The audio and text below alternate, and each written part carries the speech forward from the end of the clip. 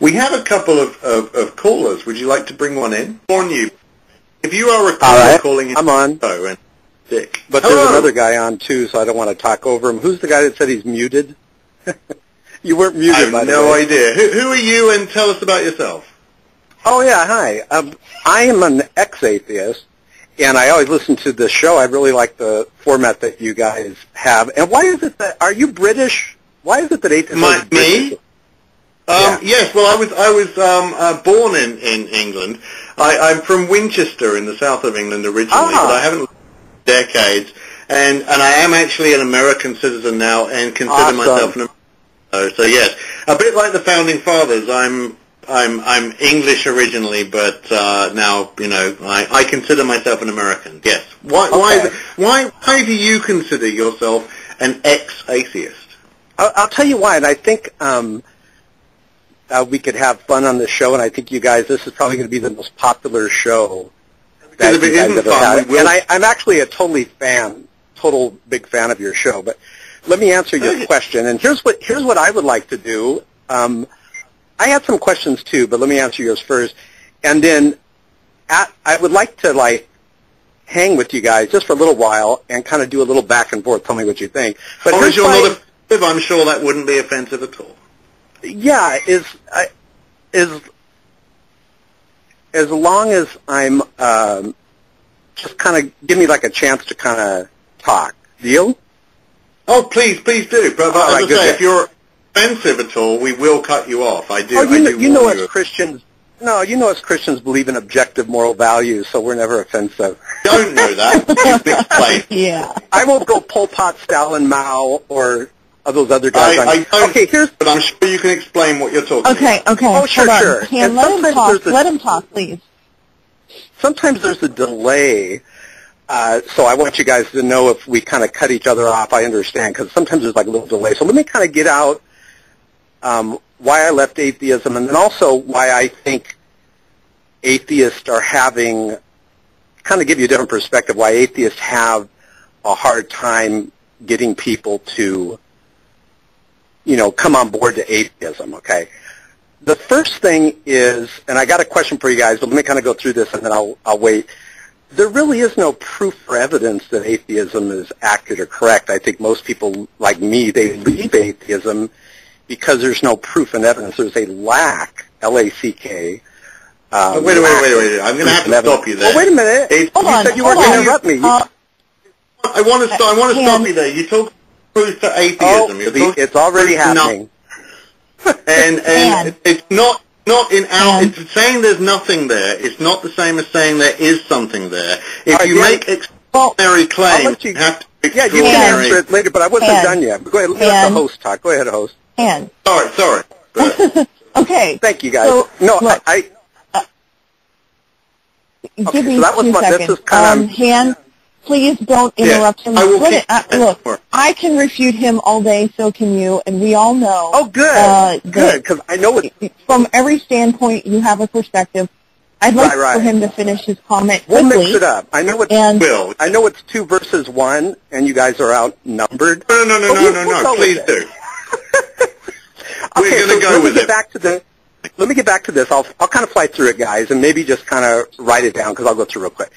The number one problem I see from ex-atheists that I talk to is if you watch these debates like the Hitchens-Craig debate and Sam Harris and these debates, what atheists tend to do is just reject what the theist is saying. And I know the theists do the same thing with the atheists, but except the theists actually give some proof and evidence, some arguments for their side. And so the big reason why people leave atheism is there's a lack of proof and evidence that atheism is accurate and correct. I know you want to get to that, so let me kind of finish up with the other 3 things, and the next 3 will go faster. And I would like to ask you guys, without evading, when you get on, without evading or chickening out, provide some proof and evidence, something that we could research that would show that atheism is accurate and correct. Okay, so that's the question there. But here's the other 3 things. I have an answer to that. So have you guys noticed that atheists always bash God, but they never bash Satan? The third thing... the third thing, hold on, Dan, listen to what the host said. The third thing, and I'm almost done, the third thing is, I think this is why, when you look at the studies, atheists are now the least trusted minority, like where the host and I, we live in the U.S., in the United States. They're the least trusted group, even under the homosexual community or the Muslim community. And I think the reason why is because, you know, you guys are giving mixed messages. You dedicate a whole show to bashing God, and you say all these things about God, but then you say, oh, but yeah, he doesn't exist. Right, my atheist friends. Can you see why you're now the least trusted group in society? So let me just say my last statement. Are you ready for a response? Yeah, I'm almost ready. And then can I talk after you guys are done talking to you so I could respond? We will come back to you for all right, fair enough. So here's the last thing I'm saying. I do have a guest coming on the show, and we will be pausing for them because it's an important guest. All right, good. It's a friend of mine, so don't forget. Regardless of this debate, I do want to have them on. That's vital. Oh, definitely. I'm almost done. This is an atheist show, and relatively, we're not really used to debating, so I don't want to make that the entirety of the show. Right. No, but I appreciate being so kind and stuff. But you watch, this will be like the most popular show because people. So here's the last statement because I keep getting interrupted. The last statement is, this is the biggest objection to atheism, and then I'll listen to what you guys say, and then please give me a chance to respond, and I'll talk real fast. The biggest objection to atheism also is on the atheist worldview. Out of your own mouths, what happens, you guys are claiming you don't believe in eternal life, heaven, hell, etc., but we know that science has shown that the universe is going to die. So humanity, unless God steps in, of course, humanity, everyone dies on the atheist view. So I think you guys are taking your atheism way too seriously because on your worldview, it ends in utter, total failure. Humanity dies, everything dies. Now, that's a theistic worldview. Well, tell me how you're going to escape the death of the universe. Well, go ahead. I'll listen now, but I want to hear the proof and evidence first. Go ahead. I'm listening. I'm going to write down what you say and then give me a chance to respond. Hold on. Okay. Pages of notes on this. So, Rachel, please do. Oh, wonderful. Thank you. So let me start with the start. And you're talking about Christopher Hitchens and based his tactics to evidence. I'm not sure what you call evidence because there is no evidence for any God. There's no proof that there's anything that has existed, will exist, that is a divine creature. There is no proof that you have that we can break the laws of physics. So the question was, proof and evidence for atheism. Then that's supernatural has to break the physical laws. Now, when it comes to atheism being less trusted than even rapists, I want to say this. Of course, people who are indoctrinated to believe that everybody who isn't thinking like them, behaving like them, are going to not trust us because we don't think like them. And that ties into your proof. Atheism isn't wrong because we... It isn't what? I didn't hear that. I'm sorry. Reject your faith because we reject what you consider evidence. I study cellular biology, and looking at the numerous species that have existed, the adaptations, the parasitic creatures on this planet, the anomalies, the fact that we found T-Rexes with tumors, the overwhelming biological evidence that no creator is out there pushing anything towards a designed anything, but everything is just chaotically living and trying to exist. Absolutely. We live in chaos. I don't want to interrupt you, so I want you to... Because yeah, I don't want to interrupt you. I want you to finish, but if I can just say something when you're done, because I had a question on what you said. But go ahead. I want to be completely silent through the whole thing. Let's let Rachel finish, and then you can come back. Yeah, no problem.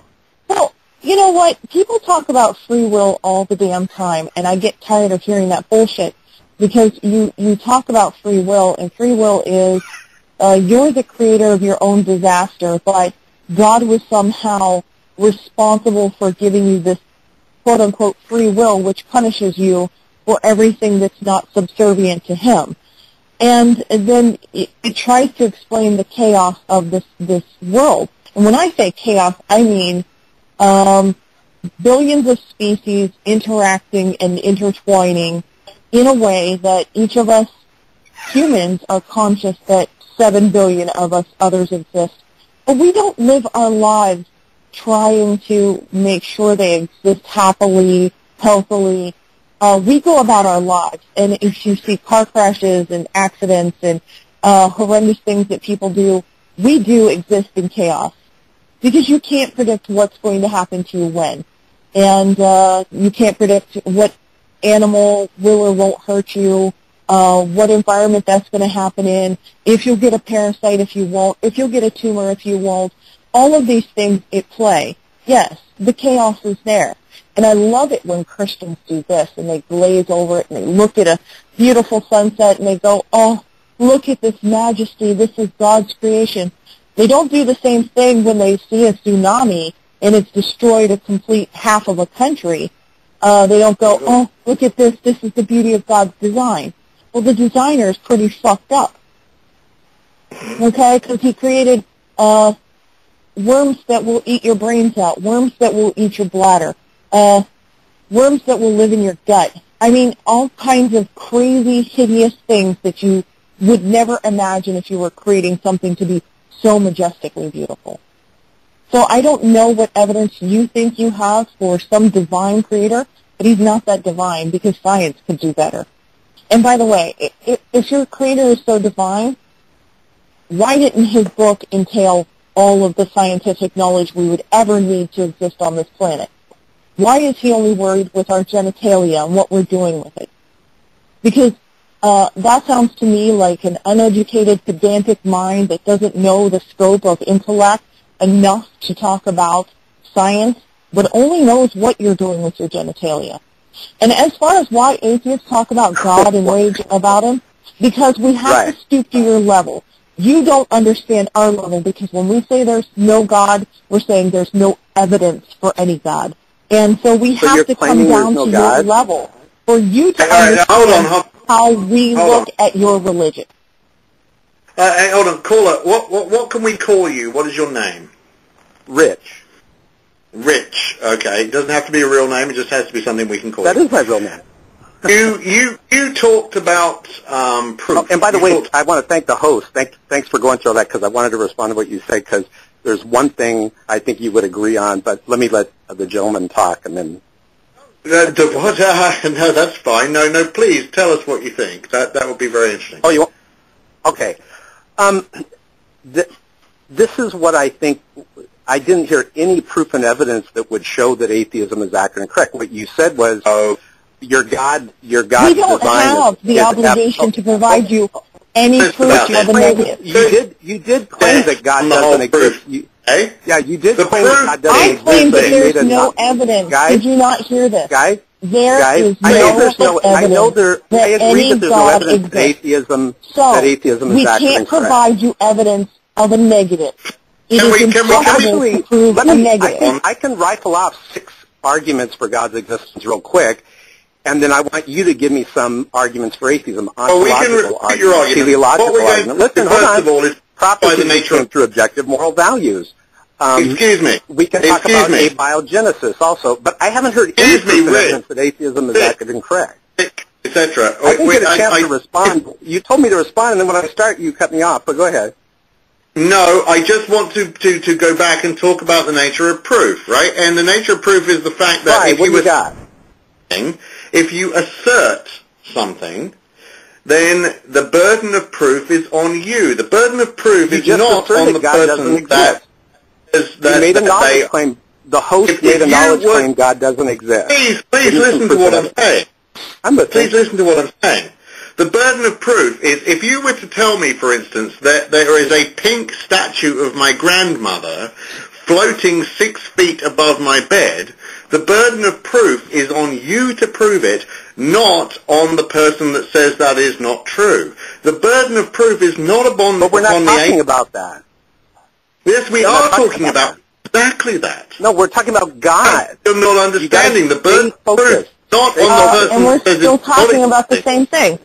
I haven't heard, listen guys, how long have I been on? I haven't heard any proof and evidence that atheism is accurate and incorrect. Certainly, I give you're completely avoiding give me the something. fact of what you we're are saying. Completely avoiding. Just like I didn't say no. That the host is scared. Everybody, to answer the question. Rich, let me just ask it again. What proof and evidence do you have that atheism is accurate and correct besides your opinion? No, what? Give me something. Okay, you have. first of all, give me something. Hold on. This is why people leave atheism. Stop, or I'll put you on hold. Okay. I'm on hold. Stop. I'm waiting. No, we're very happy to, but you have to understand the nature of proof. If you assert Hold something... on, Dan, let me break something down real quick, because I keep catching this, and it needs to be addressed. You keep saying that we have some burden of proof. We don't have any burden of proof on us. Wrong. You want us to provide evidence for a negative. I keep telling you that is not the case, and I make it very clear. We cannot prove that there is no God, but there is no evidence to suggest your God, you just said, the Muslim hold on, God, I missed that. the Hindu 3,000 plus, any of them have what did you say? You can't existed. Prove that there is no God? And we're not going to change that to suit the fact that you want us to provide you with something that you can't even show me where your guys, I'm being very respectful. Could don't hang break up. I mean, the very laws respectful. of physics. As Christopher Hitchens has said, supernatural claims require supernatural evidence. If you want to claim that there is something supernatural, then you have to prove how it can break the laws of physics to exist. To the host, can I ask you something? Because I thought I heard you say something, and I just want to make sure I don't misquote you. It's Rachel. You can call me Rachel. All right, Rachel. Sorry, Rachel, I didn't know your name. Rachel, did you just claim that you can't prove that God doesn't exist? Did you say that statement? I said it like every atheist will say to you who is logical and rational. So if you can't prove that God does not exist. Listen to her argument. Listen to what she actually says before you jump in. I'm trying to listen, but you keep talking over. Go ahead, Rachel. Listen. The burden of proof is on the claim. We cannot prove that God does not exist, but there is no evidence. And until such time as you provide us evidence, we abstain from belief in any divine figures until such time as there is proof. We make the logical call. We say, look, I don't believe in pink unicorns. I don't believe in teapots floating around the moon. I don't believe in divine figures that can break the laws of physics. No, I make logical sense. You know what? Here's the problem with Christians. I'm going to put you on hold for a second if you don't stop over talking. He's talking. I'm just trying to let me get over to the edgewise. But go ahead. I have to finish a statement before you can. All right, just don't hang up on me like most atheists get afraid and hang up, so don't get afraid and hang up on me. Go ahead. I'm not afraid of you at all. Oh, good. Okay? So don't hang up. And it's not about fear, it's about frustration, because the problem is you have this cognitive disconnect. Anytime that I say to you that there are parameters for proving a divine figure, anytime that I say to you that the burden is not on us, you don't want to hear it. What you want to hear is that there is a weakness and a flaw in atheism. But we make the logical call. All that you have is an indoctrination, which you return to because you obviously haven't looked at the evidence. If you looked at all of the evidence that I have seen... I left my indoctrination. I don't care if you were an atheist for 10, 20 years. It doesn't mean that you did the work to be the atheist. And a lot of people don't. They simply get angry and they go, oh, there's no God. Or they make some snap judgment. But they never do the work to understand why it could be the point to be an atheist, why it could be valid to be an atheist. You didn't do the work, and it shows. Because the first thing that you do is start talking about atheism like it's a religion. Rachel, can I say something? Rachel, please, you have failed. Rachel, you have failed miserably to provide proof and evidence that atheism is accurate and correct. However, you have conceded that you cannot prove that God doesn't exist. Therefore, you're not in atheism, you're in faiththeism. You're taking this all based on faith. See, I love this. Christians can't get it. Your show is I great love for the cognitive disconnect. you can't prove X, Y, or Z, so L must be true. Give me some argument. No, Give me an if argument. I can't I prove the one that the about stars dinosaurs. live in my bedroom, that doesn't Rachel, mean it's true because I can't not prove it. That God doesn't exist? Heaven. How do dinosaurs prove that God doesn't exist? Come on. No. How about we address, you know what, that doesn't even make rational sense. Where do you fit that in your logic? That's what you said. You were bringing up dinosaurs and all this. None of that shows that God doesn't exist. Actually, no. At this point, I was bringing up speciation and parasites and cancer. You brought that up too. And the fact that a T-Rex had a tumor. Wait, let Rachel talk. The fact that the same things in nature that happen to humans happen to animals. How does that prove we are that atheism is true? That evolution happened, that we have overwhelming evidence of it, that there seems to be no divine direction. Humans are cousins to chimpanzees. Rachel, how does share that a common prove that ancestor. We have evolved from bipedal, that atheism is true? ape-like creatures. Give him one last word. I could go on and on. Yes. And you still won't listen. Yeah, but Rachel, here's the thing. Don't hang up on me, guys. You said you're going to say listen. Here's the thing. Rachel conceded that she cannot prove that God does not exist. You guys should change this to the theistic show, the pink theist show. You should change it to the theist show. But Rachel, you didn't give me any proof and evidence that atheism is accurate and correct. None at all. You talk about dinosaurs, tumors. Because you can't get it. It totally is. This is why atheism is such a small... rational sense doesn't mean atheists don't. Theists rule the world. You know what? We make the rational sense. Because I don't make judgments based upon no evidence. You make all of your judgments based upon no evidence. You know what? Dr. Craig was right. Dr. Craig said it is the atheist that believes in a view, Dr. Craig. There's some great information. All right. Rick, thank you very much. Hold on, don't cut me off. The atheist believes in a view of which there is no evidence. And what do you believe in? I believe in things that have proof and evidence. That's why I'm an atheist. I don't have enough blind faith to be like you guys. If you believed in things that had proof and evidence, you would believe in science. I really believe in rationally evaluating your dogma. Be honest. You admitted that you cannot provide any proof and evidence that atheism is actually correct, didn't you? What does that mean besides that you want to find a flaw? Did you admit that? Did you admit it? Be honest. Everyone listening. Did you admit? Here's the thing, I can admit it today, and it will still lead to the same... Rachel, did you admit that there is no proof and evidence? Oh, she's running from the debate as usual. Oh, no, we're not running for debate, and if anything, Rich, we have a guest coming on, and I'd like to keep you, if possible, on hold, so that we can talk to our guest, but then come back and talk about this sort of debate, perhaps with our guest, if that's okay? Well, the problem here is this. It's going to keep being circular because he wants to hear that, you can't prove a God exists. So therefore, it's the same theist view. You can't prove it, so therefore he must exist. The burden of proof is not on us. The burden of proof is on the people making the claim.